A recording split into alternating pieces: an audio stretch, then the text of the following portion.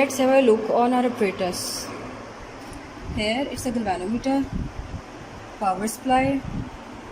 These are two resistances. This is the non-resistance. I'll make it right.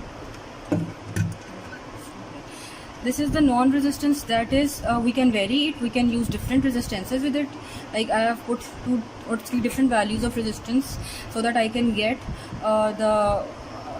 so that I can get I1 equals to I2 easily by checking which resistance matters most. This is the slide wire bridge, or you can say Wheatstone bridge. Here you can see the meter rod, and if you see it closely, there is the wire. It's Eureka wire. We are using this wire for 2 resistances, R3 and R4. This here gives you the bridge. This point here, this jockey here gives you the bridge. It's connected to, we can see, to the galvanometer. So now I will tell you how we can attach this apparatus.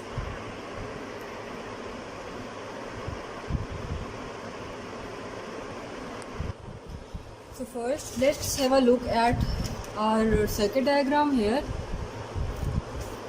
First what we will do, we will take this slide wire bridge, the wire, and we will attach the supply with it.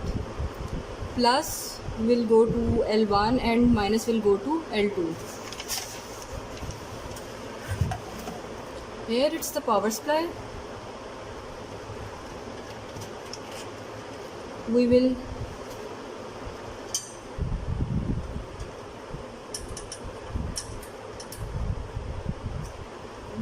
attach it here.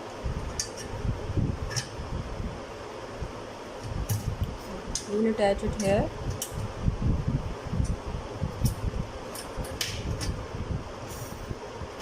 And the other end will go, you can see I have attached it here. There are 2 connections here. In one connection I have applied the battery, and here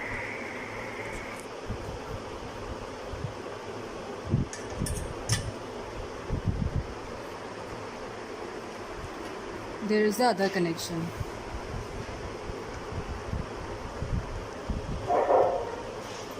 So the next step is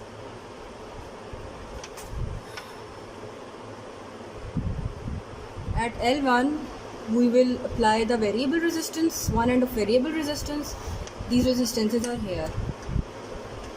220 volt, I am using 220 volt. Let's see if we can make the current to galvanometer 0 with it. I'm applying it here, and the other end is attached through this. Both these ends are attached, and now I am applying the other one with the L2, the end of L2.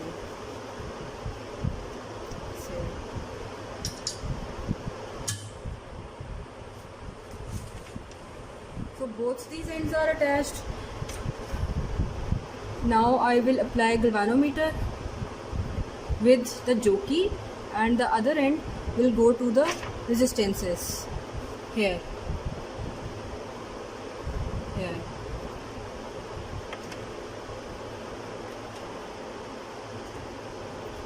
This will attach here, and galvanometer. We will attach jockey with the negative of galvanometer. I have attached it here. I hope you can see clearly.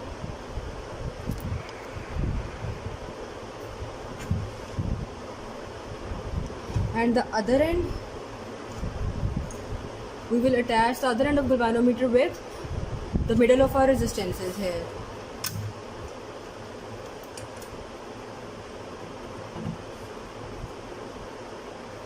So our circuit is completed.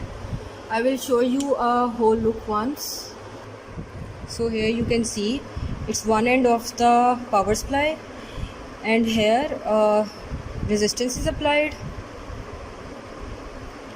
here resistance is applied, one end of the resistance, there is the other end,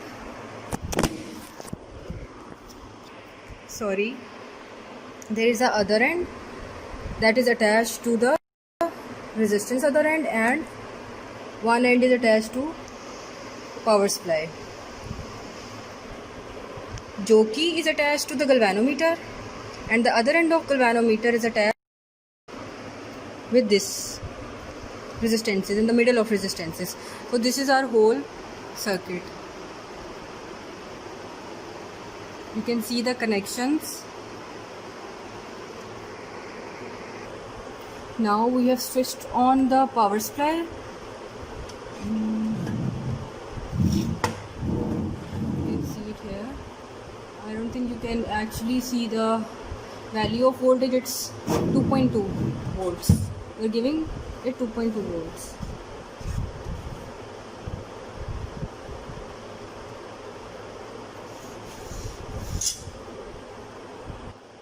Now we have switched on the power side, so you can see the current through the galvanometer is out of range. What we have to do, we will have to make this current zero. For that, I1 will be equals to I2. It will be I2 minus, or I2 minus I1 equals to 0. How will we do that? We will move this jockey.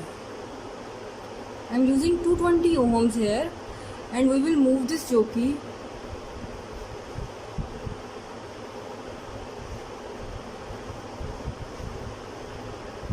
and see if the value changes.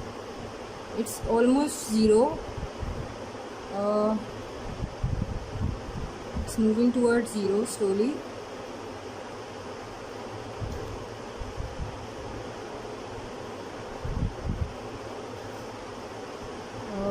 Here it's, so we can see that we have made it 0. We have made the value of current through the galvanometer is 0. So what do we have to do now? We need to measure this value. Let's see, L1. We will use the meter rod or measuring scale. It's 71.6 or 7, 71.7, let's say 71.6 equals to L1 equals to 71.6. so L2 will be 100 minus 71.6 centimeters. So now we can say that this L1 is equals to 71.67 centimeters, and L2 will be 100 minus 71.6. What will it be? It will be 28.4 centimeters. Now what we have to do is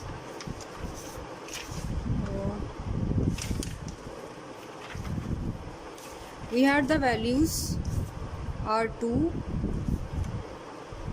equals to R1, R4 over R3. So this will give us the value of R3, this will give us the value of R4, this is R1, this is X, that is R2. Now we need to measure the value of R3 from this length. As we know from the value of resistivity, like R equals to rho L over A, that if we have a wire of length L and cross-sectional area A, then we can measure the value of R. So here L is, you can say R, what we need R3. R3 equals to rho L1 over A, and R4 will be equals to rho L2 over A. We know that this is the same length, this is one wire having same resistivity, as resistivity is constant value and same area, so this and this will be same. So when we put the values in our equation of resistance 2, we will get R1. We know this value, it's 220 ohms. We will see it after I put the values. R4 rho L2 over A, and R3 rho L1 over A. So this A will be cancelled out from this, and we can cancel out this. So the remaining resistance will be R1 L2 over L1. So that will be your formula. Here you put the values. How? R1 is 220 ohms, L2 is 28.4 centimeters, and L1 is 10 raised to power minus 2, and L1 is 71.6 into 10 raised to power minus 2. So we will use calculator to do the mathematics.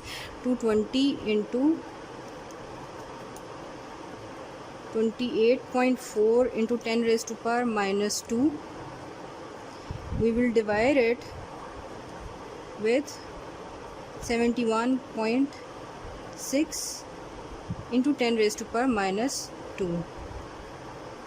The value is 87.26 ohms. So that is the value of our unknown resistance, which is 87.26 ohms.